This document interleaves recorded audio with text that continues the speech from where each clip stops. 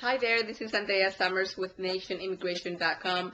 We are going to talk about the test, the exam, and the interview. First of all, when I got there to the immigration office, I had to register. I had to bring my green card, the receipt, the notice where it said that I needed to go to this place, and some other documentation that they asked me to bring. And I just had to wait. I waited about 20 minutes. And then this very nice lady asked me to go with her. So it was it wasn't really an office that I went to. It was more like a cubicle. And there she was, and she said she was going to ask me, she was going to take the English test first, and then she was going to ask me the questions that she was going to take those questions out of the 100. So I said, okay, great. So, and the first thing was the English test, and I thought it was the easiest thing in the world. You don't need to speak perfect English. I realized that. You just need to know the basics. For the first part of the English test, she asked me, it was the writing test.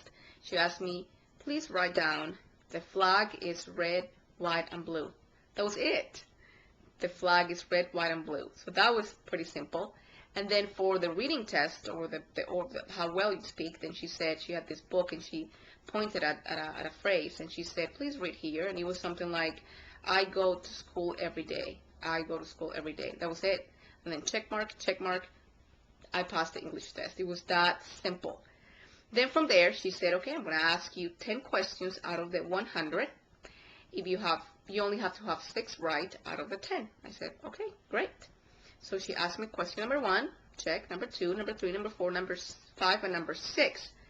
So I realized that by number 6, I had answered all the questions correctly, so she didn't have to ask me any other questions. So she said, great, you passed. But usually it's just 10 out of the 100. So my advice to you all is to just memorize the 100 questions, just know them by heart, and then you'll be fine. I'm not sure which questions. I don't know if they do it by day, the same questions, or by month, or by region, or by state. So my advice is know them all perfectly, and you'll be just fine. And then from there, she said, okay, well, but congratulations, you have passed the test. And then she took me back to the place where we all had to wait at the beginning, from the beginning. And she said, somebody else is going to call you. An immigration officer is going to call you for another interview. And I said, okay, great. And I will share that with you in the next video. Thank you.